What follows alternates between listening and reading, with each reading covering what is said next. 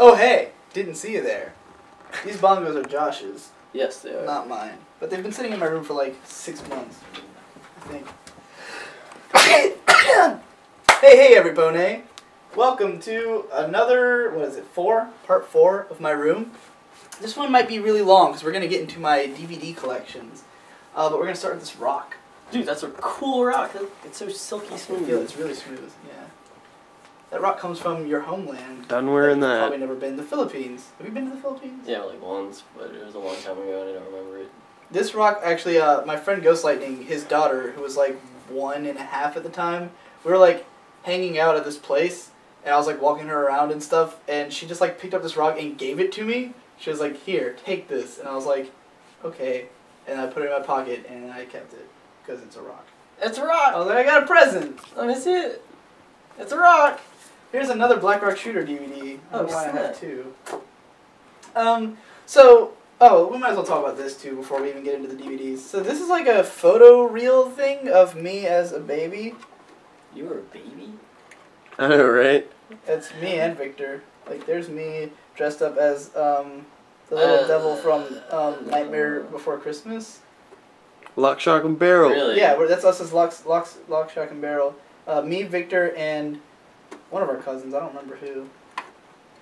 Good memory. It's like all these baby pictures of me. It's mostly Lock, Shock, and... Oh, see, that was the mask. Yeah, I saw it. It's like I'm in a fire truck or something. Can you see these at all? Yeah, Right. perfectly. Oh, wow. That's nice. Yeah. Oh, I remember this. Holy shit. Yeah. This is like my 3rd birthday. My parents got me this car mat. It's like a whole city like layout on a mat. I had one of those too. You see that I'm in like this green open field. This was like Boyd's house in 1993.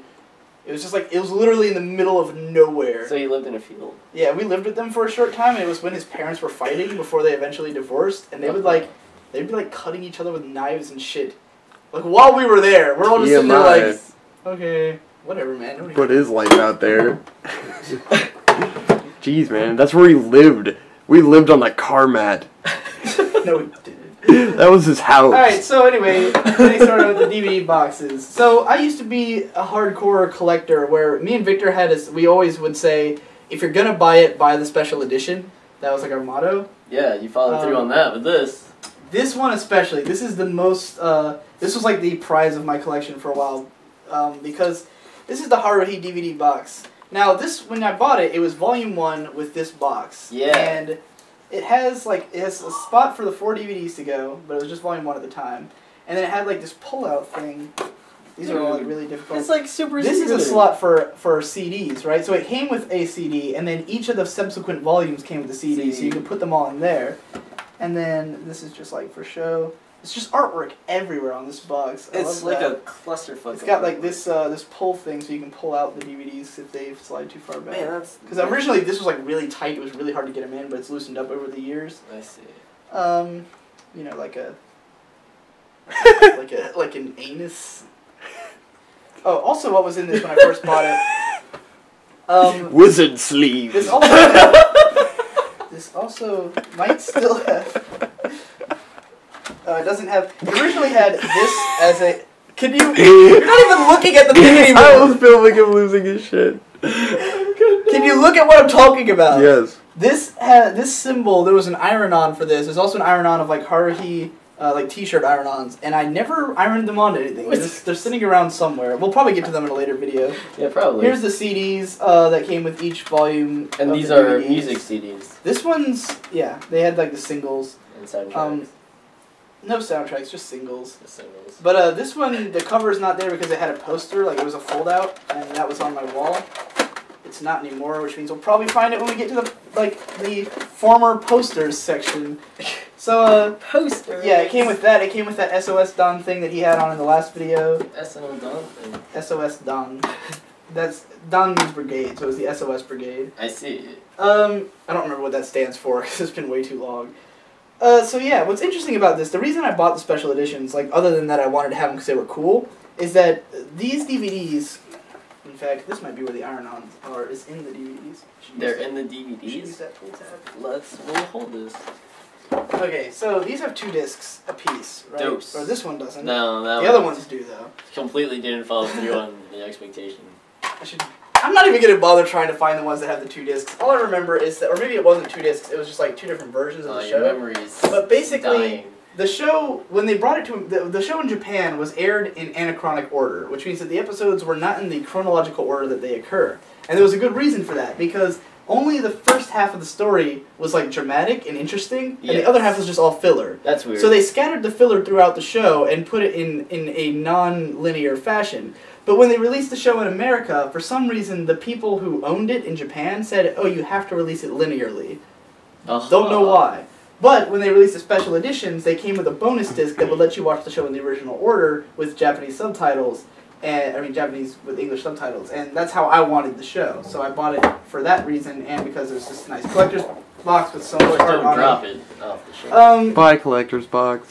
And then each subsequent volume I bought because each one had a limited edition, which came with the CD and all this other shit. We'll get to more, like, all of the additional stuff is around the room, so we'll get to it eventually. But yeah, so I bought all 4 DVDs with the special edition, so it's like $200 total spent on Haruhi. Man, that's a lot I don't of even money. care about this show anymore.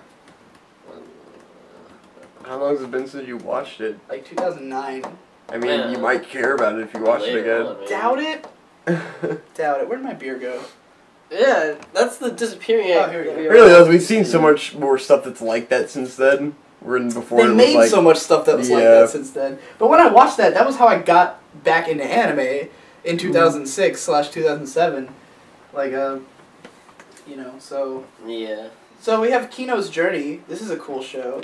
Brandon, you would like this show. Unfortunately, my DVDs don't work. Like, Volume 1 fucks up when you try to play it. I don't know why. Something happened to it and it just fucks up. The box art is gorgeous. Yeah. It's funny because it emphasizes sort of her femaleness, and she's supposed to be, like, totally androgynous. If you watch this show and you had no idea she was a girl, you probably would have some, like, you would only figure it out when they specify it. I see. Like, if you used to look at the cover art, it used to be, like, really difficult to tell, side, but like, this one her really ass. emphasizes her ass a lot, where it's the only picture of her like that. It's just centered on the ass. Yeah, a lot of ass.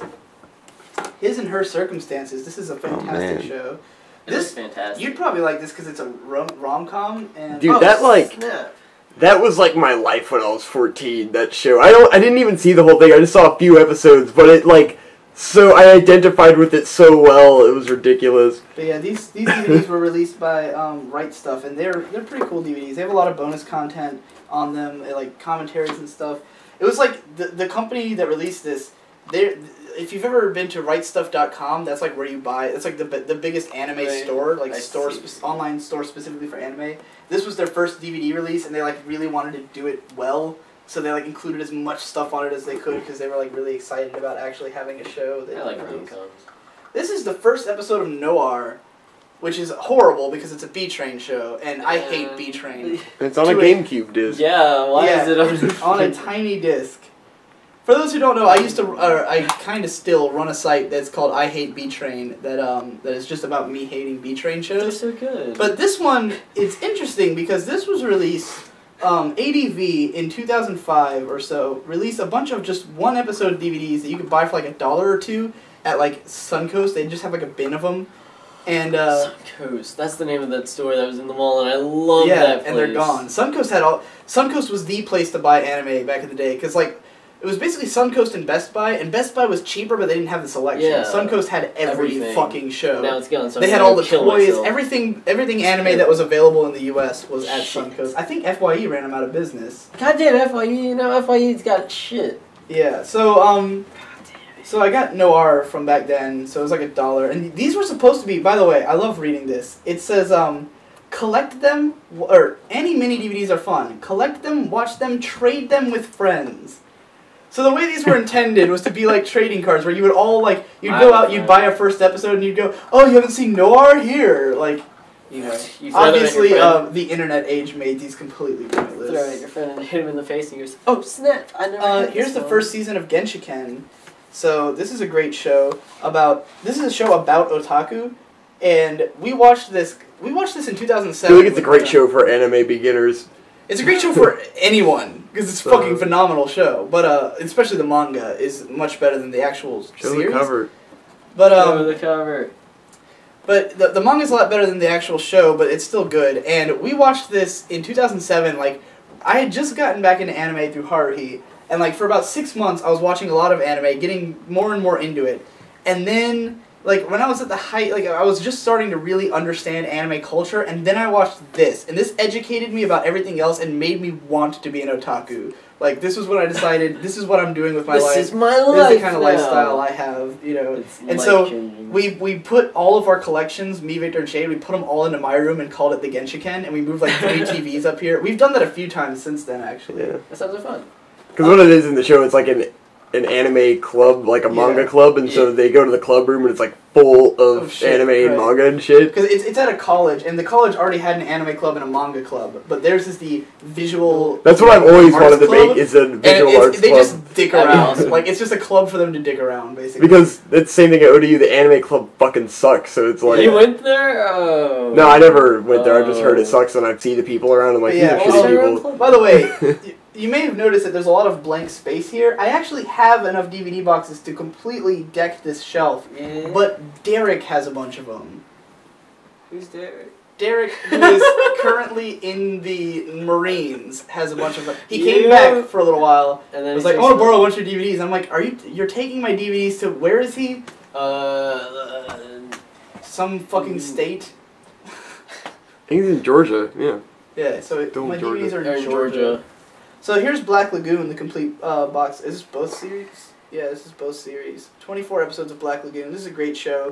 Very violent. This show, like I had heard that it was great, and I was holding off on watching it because it was so violent, and I knew that. And this was like before I got into violent stuff. And I literally watched Black Lagoon and Technolize, and both of those fucked me up so hard. Jesus because Christ. like Black Lagoon, there's this one arc that's about these two like kids, and they were basically used in snuff films, and they became like psycho murderers, and just the way it plays out was so fucked up, and I'd never seen anything like it before, that it just like wrecked me all day. Like I just couldn't handle that shit. But after that, I got really into dark stuff. So like this was basically like stole my innocence and got me into like really dark, violent shows.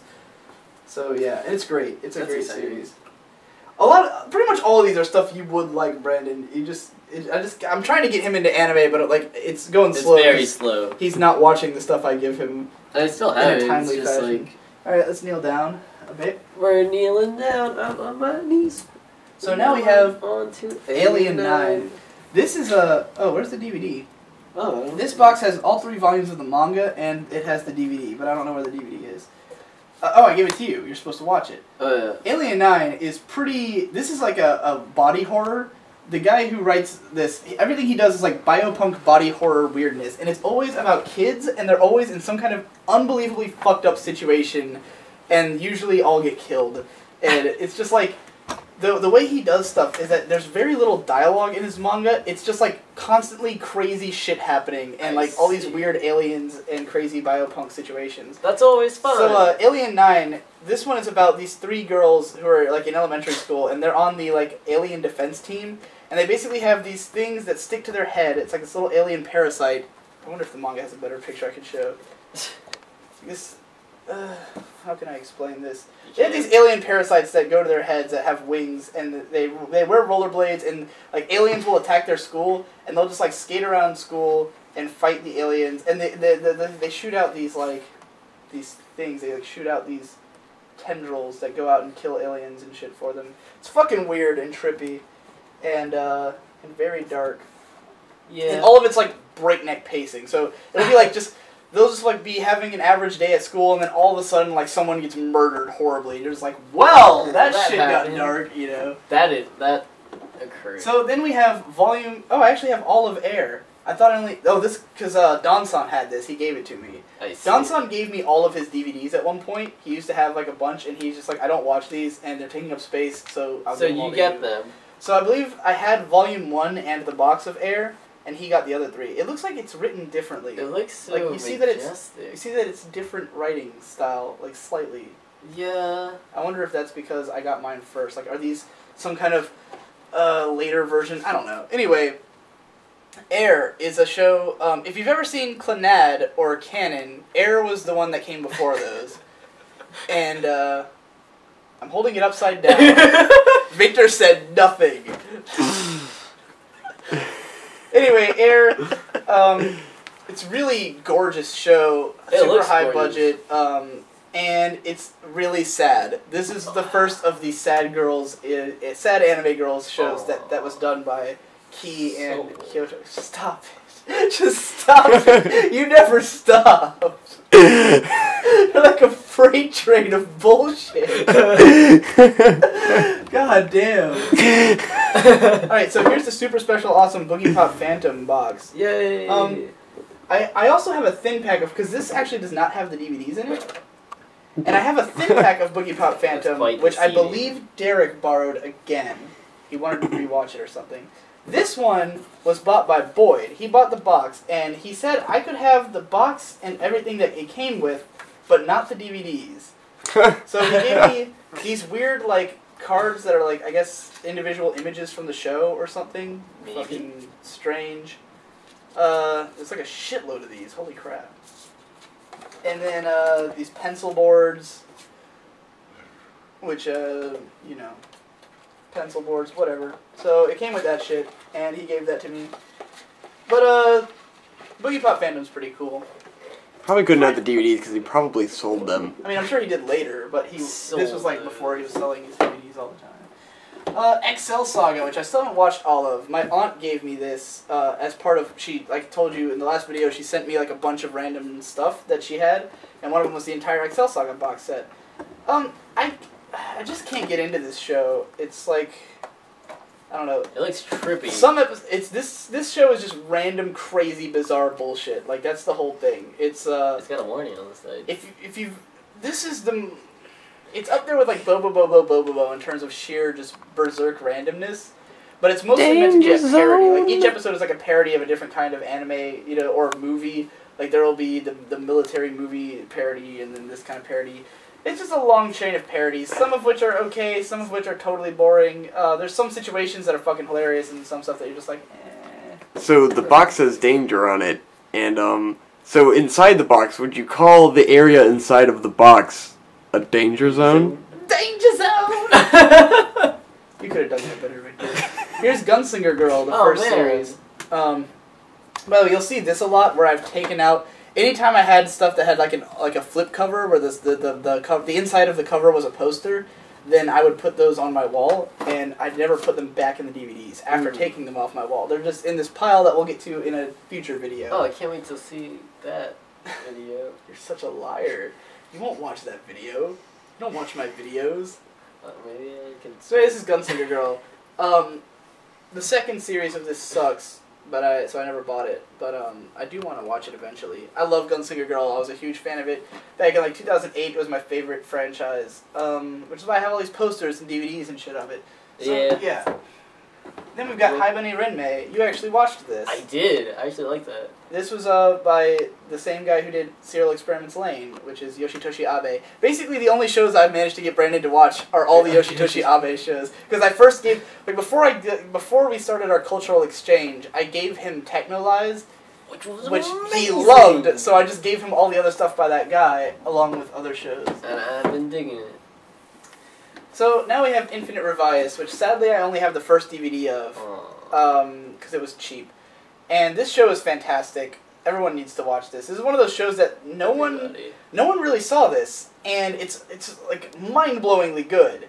And the funny thing about it is that because I had read reviews of it back like in the day in 2003 or so when it came out in America, and it was all like really mixed reviews. There's people who was like, oh, there's parts of it I like, parts of it I don't like, and stuff like that. So I just expected it to be kind of like a wishy-washy show, like maybe it's some good. No, it's fucking fantastic. It's like top tier, one of the best written shows I've ever seen in any medium. It's fucking great. Anyone would like this. So I have no idea what those people were thinking who gave it mixed reviews. I'm like, I don't get it because it's so fucking good.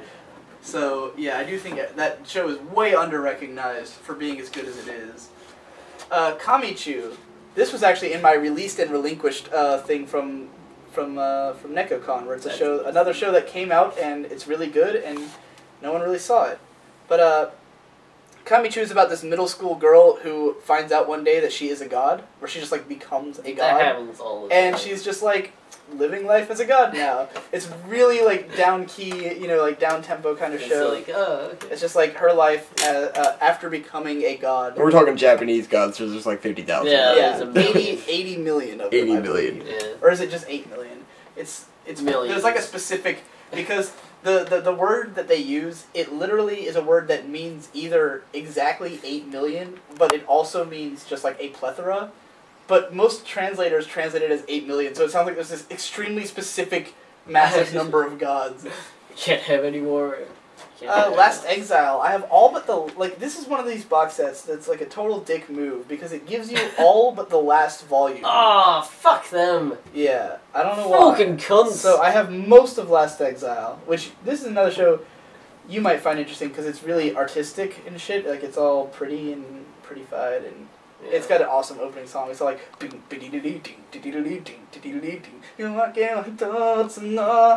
like club music of the highest caliber. So yeah, Last Exile is pretty cool. And then Mushishi. This is just a husk. There's nothing in this. What the hell? Oh, I must have loaned you the first two? No? Maybe. I don't think so. I don't think you gave that. Why would I loan you just 2 volumes? Yeah, Anyway, I only have the first 2 volumes of Mushishi. I was trying to buy them all in the super special editions, and then I just didn't have any money, and they were getting harder to find. So I gave up on that. But Mushishi is a great show, and I've never finished this. I started watching this in 2007, watched 13 episodes with Victor, and I've never finished it. You watched a few episodes with me online. By the way, I'm amazed that so far, up until this, and Exile Saga, which I clarified that I just don't like it, Yeah. I've seen all those shows I mentioned. This is not true of all my DVDs. Like, I'm impressed it took this long to get to a show that I have not finished, because like people are gonna be like, oh wow, I guess even though he doesn't finish any of his video games, maybe he finishes his anime. No, not true. I don't finish anything. Oh, that's depressing. But I guess most of these, because I have the box sets, I've finished them. You should finish it. So moving on, Neo-Ranga. This is one of the weirdest fucking shows out there. This show is about these 3 girls, and one day they just get a kaiju. Like, this kaiju attacks Japan, and it turns out that it was going to their house because they now own it. Because their brother was on some kind of, like, southern island, and he, like, met with these tribes people and, like, became their leader or something, and he just, like, inherited a kaiju. So it comes to live with them and, like, just help them deal with, like... So, some episodes are, like, everyday life stories, right? That are, like, super lighthearted comedy. Then there'll be, like, heavy drama. And then there'll be episodes that are about politics, and episodes that are about, like, current events in Japan. There's, like, episodes about gangsters and shit that are, like, real serious. And then there'll be, like, this random comedy episode. This show is weird. It was so, like, mind-blowing when I watched it. I didn't know what to make of it. I just got real confused. I was like, how can it go from that to that? And it's like, without blinking, it was confusing. Yeah, just put that down. This is Metal Fighter Miku, which I have not watched yet. I bought it at NekoCon, and the reason I bought it is because it's directed by Akiyuki Shinbo, who is my favorite director, and I just want to watch everything by him, but, yeah, I haven't yet. Yeah, we got around to this that. is like one of his, because this is, like, pre-him making a name for himself. This is, like, one of his first shows from the 90s, so I'm definitely curious about what it might be like. Maybe it's like Heavy Metal 2000. Then we have My Hime. This is a fun show. Everyone hates the ending of this show. I don't really think you'd be into this, like, at all, but I'm curious to, like, make you watch it just to see what you think of the ending, because everyone hates it. I thought it was fine, but it's kind of a bullshit ending. It's a fun show. Maybe. Maria Watches Over Us. This is the one I was talking about where it's, like, everyone's super classy, and it's, like, it's just, yeah, because it takes place in a Catholic girls' school, and it's basically a lesbian drama, but everyone is super classy and, like, wispy, and it's all, like, everyone says, have a nice day, which is goki genyo in Japanese, like the super fancy way of saying have a nice day, and, yeah, that's basically how it is. It's very low-key. This is, like, uber low-key show, like, very slow, very sort of drawn out. The drama is all, like, it's melodrama, like, utter melodrama, but yeah, that's piques my interest. That's a great show. Nanoha A's. Fun story. The first Nanoha's pretty big franchise in Japan. It is a magical girl show that was made with adults in mind, without really compromising what it means to be a magical girl show, except that it's got darker themes in it. But the original Nanoha was directed by Akiyuki Shinbo, my favorite director. Sounded like it would totally be my thing. I watched it. I thought it was the worst show I've ever seen, right? Aww. I fucking hated Nanoha 1. But why? Because it's just awful. Oh. It's really bad. I see. And a lot of people liked it, and I didn't understand why. Like, they got really emotionally involved in the plot, because it's a really emotional, like, dark storyline, but it's awful. The way the show is made is just horrible. So, I hated Nanoha 1. They later remade it into a movie, and that movie is way better. It's like all the shitty parts of the show gone. It's still got pacing issues and stuff, but whatever, it's a fun movie. The second show, Nanoha Ace, is fantastic. This is like the complete opposite, like flipped on its head. This one is great all the way through. I loved it. The characters became interesting. These two are like totally gay for each other, and I love that. The third show, because that sounds like it's right up my alley. Well, this is them as kids, right? And then the third show, it's them as adults, and they like. Because the funny thing is, they never explicitly call them a couple, but they sleep together and they have a kid in the third show. Yeah. Like, they adopt a child together, even though they're never officially a couple. It's like, come on. We know come where on. this Exactly. is. And I've never finished the third show, but I watched like the first 3 episodes, and I loved it just because of them. Like, them as adults, because they're like total badasses, because they've been basically in the magical girl business since they were 8. So, like, at 18, they're like just these fucking super utter badass people, and they're like they're literally like training other magical girls. That sounds dope. So then we have Red Garden. This is the #1 show you need to watch out of all of these. I didn't loan this to you. What was I thinking? So this is the artsiest fucking thing I have. This show is by a guy called Matsuo Ko, and he's really influenced by American movies and like musicals and shit. So this show has like a bunch of parts, like episodes where the characters will just start singing, and it's a horror show. So it's horror and musical, and it's really artsy. and it takes place in New York, and it's just like, yeah, it's really all over the place, but it's a ton of fun to watch.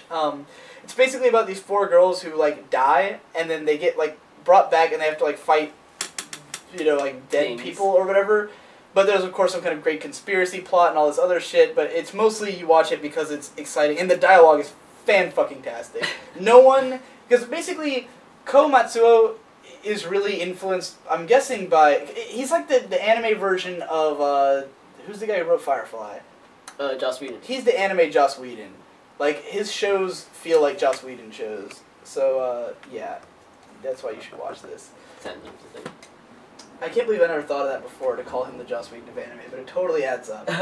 So now we have Panty Pony Dash. This is a fucking awesome Giant comedy box. show from Akiyuki Shinbo, my favorite director. This is like just a spastic, fun high school comedy where, if you've ever seen Azumanga Daioh, this is basically Azumanga Daioh turned up to 11.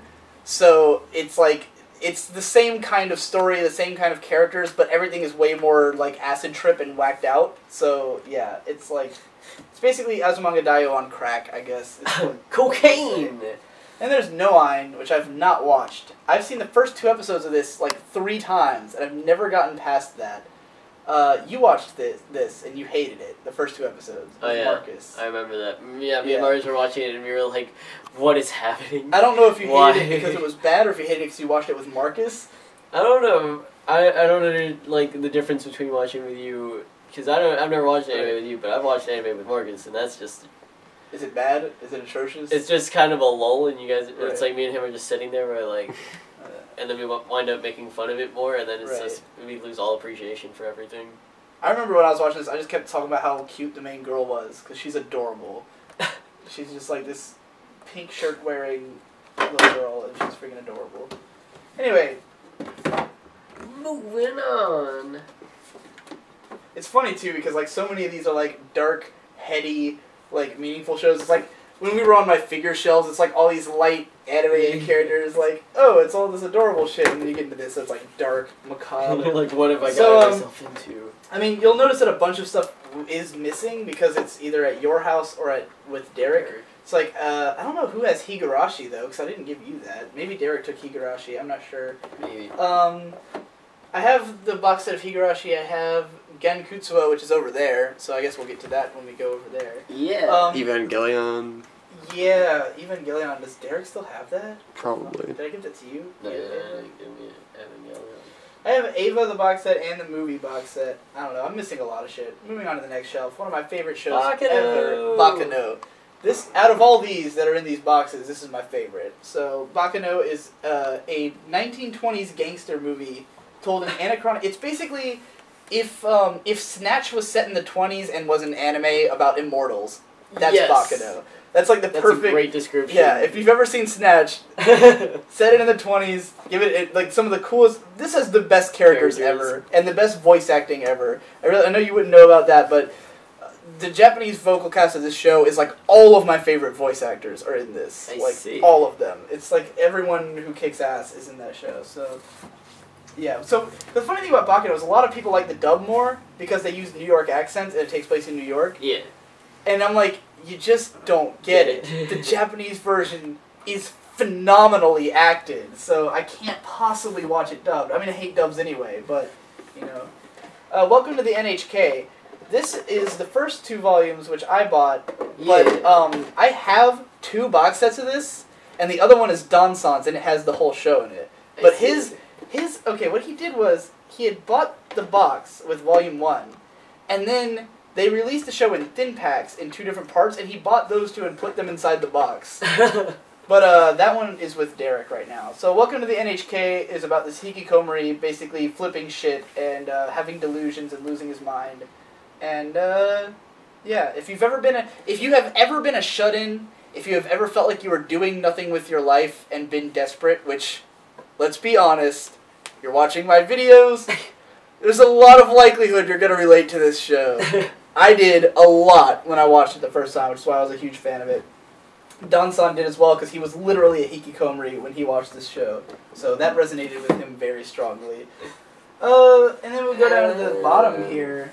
There's this kind of case. What's in that case? What's in that case? You got Dot Hack Sign DVDs. Wait, where was It's that? in my room. You gave it to me. Room? I gave you the box, but it has none of the DVDs in it. It's hilarious. Yeah. So it's Gaigar's in here. Wow. Penny Pony Dash is in here. Boogiepop Phantom. Just whatever was sitting around your room. I think Derek said something to the effect of Boogiepop was missing one of the discs, and I don't know why. It's in there. He should have checked before he borrowed that shit. Oh, here is Princess Mononoke in Japanese. I bought because it was like $2 at like some place, and Dansan told me that because the thing is it has English subtitles on it. All the Japanese releases of Ghibli movies have English subtitles, but it's region locked, so I can't actually watch it on my PC. But Dansan said he could override that, but I don't remember if he ever succeeded. Now we have Simone is in here, the individual discs. So yeah, that's your case. I don't know what the fuck this is. It's a dog. I like this. Is a magnet. It's supposed to be on my fridge. I missed. Fail! And here's 3 volumes of Hyper Police, which belongs to Marcus. It's pretty bad. You like it. I want to. That was a perfect, appropriate... But yeah, this is Marcus's and he's never come back for it. What's that metal tin back there? Yeah. Oh! Magical Shopping Arcade Abenobashi. This is, what? The team that did FLCL, this is what they did afterwards. So, it's like this raunchy, bizarre parody show, where basically, these characters, like, they're in this shopping center in a town called Abenobashi, and it just gets, this crazy alien girl shows up, and she just warps the town into, like, another dimension in each episode, and it's some kind of anime parody. So, like, the first episode is this really slow, just, like, talking about their lives in Abenobashi, and then all of a sudden, at the end of the first episode, everything goes fucking berserk, and they get teleported to, this fantasy world. I see. And so they have to, beat the boss of each... I guess it's more video game parody than anime, but they have to beat the boss of each world to move on. It's like, episode 4 is they're in Street Fighter, and it's, all attacks from Street Fighter and shit that people are using, so, yeah. I have never finished that. Dansan gave it to me. That sounds interesting. Alright, moving on to the other DVD shelf. Here we go. Now we're on the individuals. This is where shit's gonna get intense. Dun dun dun dun dun. Boom, intense. Oh, and I have this Rarity Necklace that I bought for Brony Curious. Look at that. I actually thought about, I was gonna buy this for myself, But then I thought Brony Curious will be super jealous of me if I like post pictures of this. After Give it to buying him when you propose. Yeah. Why be selfish? So I thought because he had said he wanted it, and that's how I found out about it. And when I was at Hot Topic, I saw it, and I was like, I'll buy this. But they didn't have an Applejack one. They only had like Rarity and Derpy, and someone else. And I was like, I'll just give this to Brony Curious. So I bought it for him. I'm gonna give it to him at BronyCon and propose live. And propose live.